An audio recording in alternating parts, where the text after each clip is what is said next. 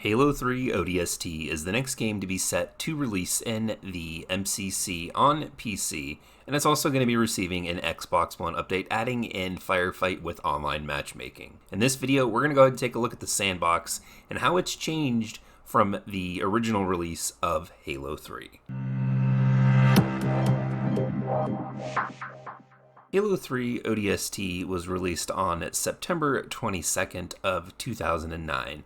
Now this game has a little bit of history behind it because it was originally revealed as Halo 3 Recon, and then of course as it went through development ended up changing, and the scope of the game had changed as well. Originally Halo 3 Recon, then rebranded as ODST, was supposed to launch as a campaign DLC to Halo 3.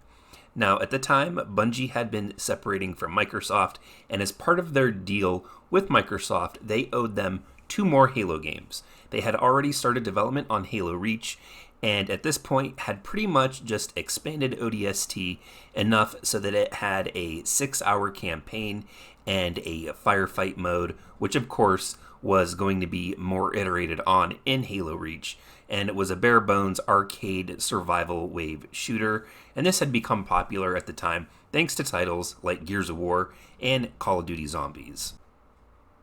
Now it does share the Halo 3 title, and it did actually come bundled with a second disc for the Halo 3 multiplayer, but Halo 3 ODST in its own way is nothing like Halo 3.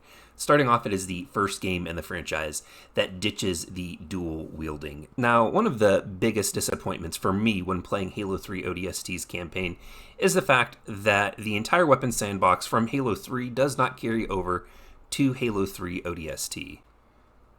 There are a number of brute weapons and of course UNSC and Covenant weapons that don't show up. However, I feel one of the biggest misses that they have is the simple fact that the battle rifle, the classic iconic weapon found in Halo 2 and in Halo 3, does not appear as a usable weapon in Halo 3 ODST. This was a weapon that I searched high and wide for the first time I played, and was really disappointed when I went online and found out that it wasn't in the campaign whatsoever. I understand why they have left some weapons behind and why they cut out the dual wielding. It does give them a greater use to have different weapons as utility weapons, and it also makes balancing a lot easier for them. Now, when it comes to Halo 3 ODST and the weapons, 2 of the most popular from Halo 2 and Halo 3, the handgun and the SMG, have both been added in this game, but they've also had their own spin put on them as well. They have been put on in the game as silenced weapons. Now, they both function very differently. So first, let's go ahead and talk about the pistol. Now, the pistol in this is much like the Halo 2 pistol, where it is fast firing, does wicked damage to unshielded enemies when it comes to headshots. However, it does not break the shields of enemies, the brutes. When playing the game, you need a second weapon or you need a grenade in order to break their shields and then use the pistol to take them down with one shot.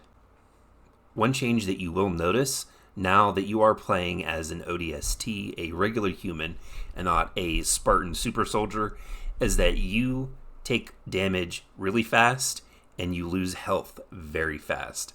This, of course, forces you to be a little bit more strategic, and when it comes down to power levels, you are by far the weakest in ODST than you are in any other Halo game. And this, of course, will cause you to use different types of strategies. Most weapons in the game do not have a lot of ammo.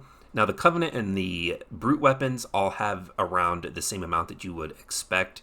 But because you are using the UNSC weapons also for a good amount of time, you're going to be swapping between the human, the Covenant, and the brute weapons.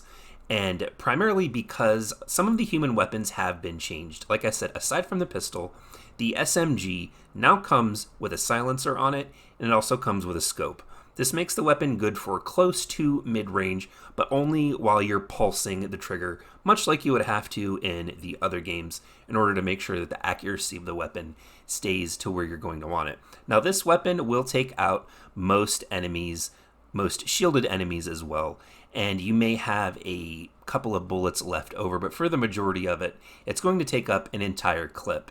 Now, you're not given a lot of ammunition for the human weapons. And I feel that this is done to try to get you to use different weapons throughout the entire game so that you're not just running through it with the SMG or the pistol or the assault rifle. Speaking of the assault rifle is going to be the gun that you're going to want to keep tucked away as a backup. The assault rifle is powerful. It will take down shielded enemies. It will take down pretty much most enemies. And it's even pretty good when it comes to standing up against some vehicles. Now, of course, some of the other UNSC weapons like the Spartan laser and the rocket launcher exist, and those function pretty much the same as they have before previously. When it comes to your character traits, you are, by design, a weaker player in the world of Halo 3 ODST.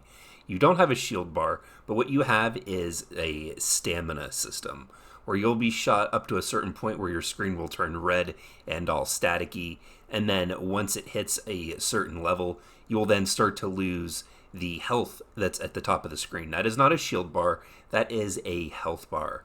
Now, they do have health packs scattered throughout the world and levels that you'll be able to pick up and find, and these don't require any additional button prompts. You just walk over them and you pick them up automatically.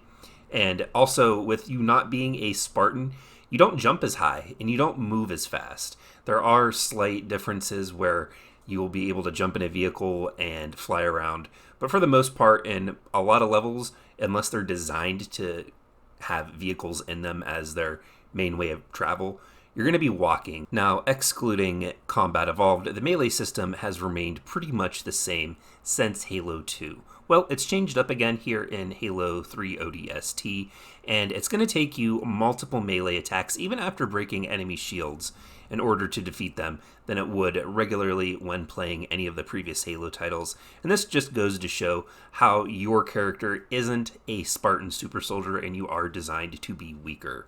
Another thing that you're going to notice is you have no active radar. The radar has been removed in this, and while that doesn't bother some people, it can make it a little difficult to keep track of a lot of enemies on screen, especially when running into certain combat encounters. One of the biggest changes made with Halo 3 ODST is the way that brutes are handled. Now, they generally function pretty much the same as they do in the original Halo 3. However, the shield effect is brought up now when you shoot them to give you an indication of where their health is. Previously, I feel like there was kind of a shield system for the brutes in the original Halo 3, where you would shoot them and they would kind of get what maybe would look like static or staticky around them, and then you would see their armor kind of break off. In this, it is just straight up the shield effect from the elites from the previous Halo games, and the shield effect that you would see when shooting another enemy Spartan in multiplayer. Another big change that came to the sandbox and the way that the player feels when you're playing is the way that you throw grenades. Now, traditionally in Halo 1, in Halo 2, and in Halo 3, they've all been a very direct throw. They don't arc up very high, and if you want your grenade to land in a certain spot, you pretty much kind of have to hold the targeting reticule slightly above where you want the grenade to go. That is not the case. In Halo 3 ODST, they have changed the way that your character throws grenades. When you throw your first grenade, you're going to notice that it arcs up very high, and it actually lands where the targeting reticule is pointed, which is a big change compared to the other games where it would always land slightly below. It feels weird at first, it feels off, and it feels real floaty, but once you get used to that this is where your grenade goes, is where your reticule is pointed, eventually you kind of just forget about it until you switch back to one of the other games in the collection. But this has just been a brief overview of some of the changes coming from Halo 3 into Halo 3 ODST's campaign. Don't forget, in order to be part of the conversation and have your voice heard, hit that subscribe button and leave me a comment in the section down below. If you guys are new around here, check out some of my previous videos. I upload content weekly. And don't forget to check out the links in the description. I've got my social media, and support for the channel is there as well. But until next time, everyone, thank you all for joining me here today, and I'll see all of you in the next video.